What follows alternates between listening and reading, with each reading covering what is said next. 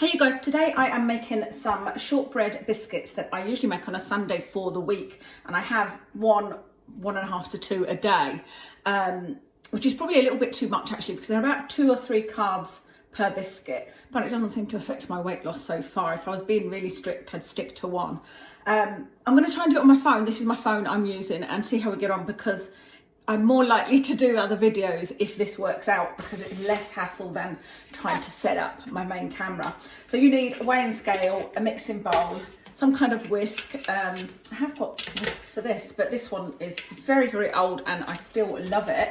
I'll try and link that for you actually, because I keep thinking this is going to break and I want another one. Some sweetener, some ground almonds. Doesn't need to be almond flour, although almond flour would make it less sort of gritty, but I love the texture with these. And that, some butter. No, I was going to say that's it. You need butter, ground almonds and sweetener. Everything else that's here is extra. So I'm going to put a little bit of flaxseed in this lot. I'm going to put just a little teaspoon of hemp seed, just because I love the taste and I want to see what it's like with that in. And I also use shredded coconut.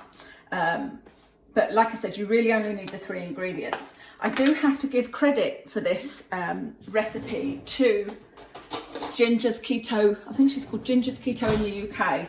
I will link her channel because, like I said, that's where I got this recipe from. You also need cling film, thinking about it. I don't know if I told you that already. So you start off with the butter, which is 125 grams. So let's get this switched on. And softened butter is what you need, not just straight out the fridge. So I've left this out for a bit. So I have done it where I've only left it out for like 10 minutes and it has been fine, but Ginger was very specific when she said, you know, it needs to be softened butter. So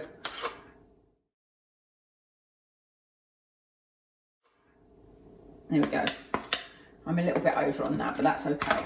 So 125 grams of butter. I would quite like to try this with oil as well. Let me know if you try that and how it works, because I feel like it would work okay with oil, or certainly part oil, part butter. You then need to add the sweetener, and the sweetener is 50 grams. So I'm using, this is 100% erythritol. I've got monk fruit sweetener as well. That's another one that you could use. She's at 50 grams. Let's see how much I've got left in here. 34. I've got another one in here. In fact, I might top it up with monk fruit and see how I get on. I think monk fruit is actually a bit sweeter, so I might just make it 45. Okay, so once you've got the butter and sweetener, you just need to whisk it.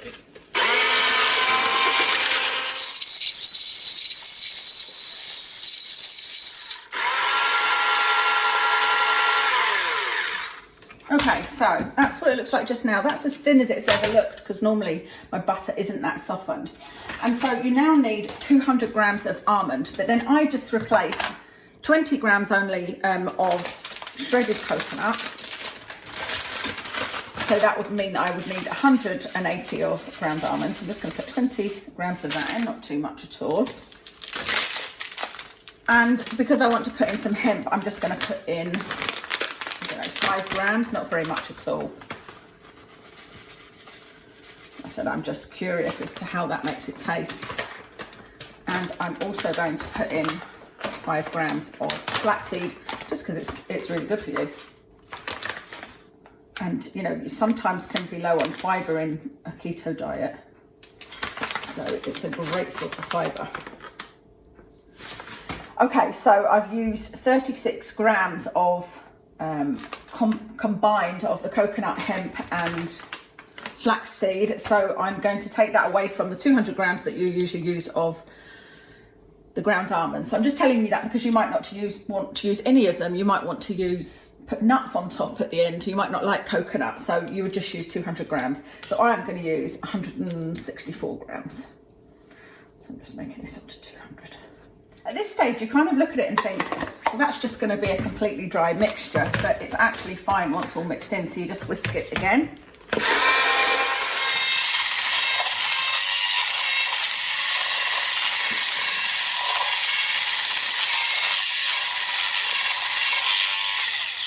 Okay, so breadcrumbs, but a little bit more doughy.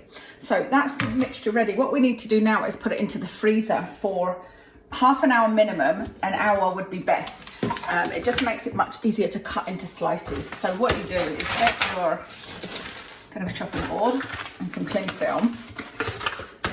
I hate cling film. I think it's just so hard to work with. I don't know whether this would work using greaseproof paper, thinking about it.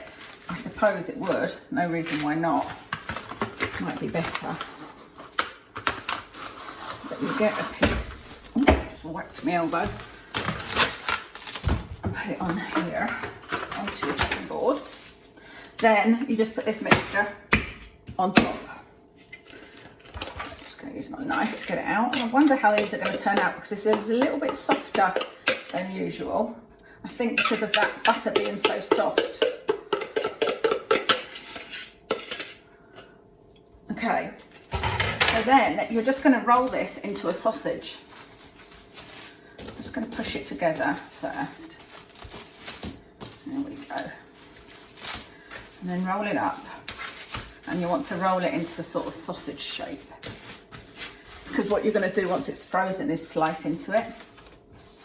So once it's like that, stick it in the freezer for an hour if you can, or at least 30 minutes. Okay, so this has been in the freezer for 1 hour, and I am preheating the oven to 180 degrees Celsius, and I have just lined a baking tray with some paper. I use a bit of fry light to stick the baking paper to the baking tray, just to make things easier. So we're going to unwrap this, and then you need a big knife. Move that to the side, actually. That's where I'm going to place my discs.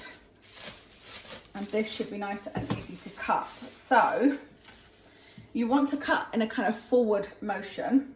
So I'm just going to cut the ends off. I do cook them, or bake them, I should say, but we're really going for discs, so, like so. And then just stick them on the baking tray. They're not going to change in size, so you can put them quite close together.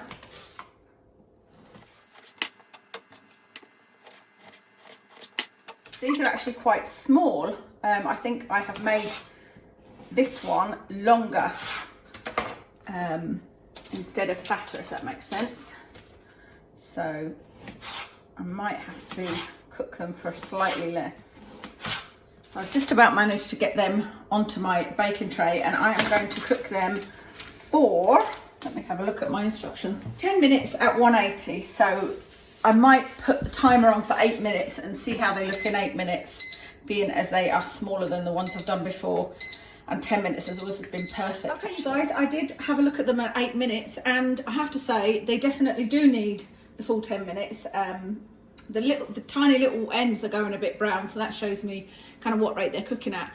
But they've also spread out a bit, so I apologise, I gave you duff information there. I told you I'm not very good at these type of videos. So we've just got a minute and a half to go, and they should be ready. Okay, so this is them fresh out of the oven, and like I say, I gave you enough information. They are kind of melding into each other, so probably could have done with a bit more room. I'm going to leave them to cool completely on the cooker here, but what I am going to show you is something else that I do, which, to be honest, does add more carbs. These are, what are they per 100? Oh, it's 100 grams per 100, but I'm probably using like 5 grams for the whole lot, so it doesn't add a whole lot overall. But this is, let me show you, powdered erythritol. So it's like icing sugar basically, and I've just got it in one of these, and I just go over these with a dusting of this. And I've always done this on biscuits that I used to use like agave with, because it just, there's a sweetness when it hits your mouth, and it just makes them taste sweeter. And if you wait till they're cool and do it, it's quite a nice sort of look to finish off, you know. So I'll let them cool down, and then we'll break them and see what they look like and see what they taste like. Absolutely shouldn't touch them at this moment. I would say leave them for at least half an hour, because they will just fall apart. Let me show you. If I try to cut one of these, you see it's just going to fall apart.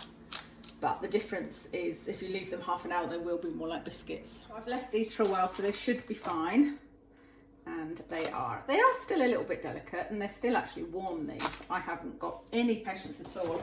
I wish I had something nicer to keep these in. I'm starting to replace like horrible old frying pans, baking trays, containers, etc., for nice new ones. So like this one, I'm now keeping my granola in, whereas I just had it in one of these lucky Tupperware things.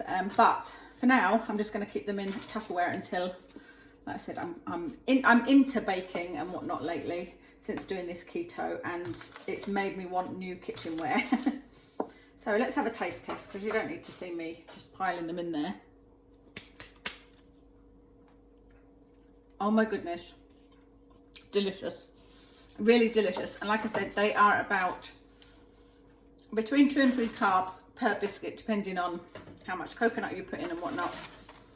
You could probably put less sweetener in there if you don't mind things not too sweet, and I don't think that that would affect the flavour at all. They are so nice. That is my finished product, so they will last me a week. And like I said, I'll have, I think there is about 20. So when I say they last me a week, I must eat 2 a day. And I know Kev sometimes has one as well, because he really likes them. So yeah, nice and easy, I think you'll agree, and absolutely delicious.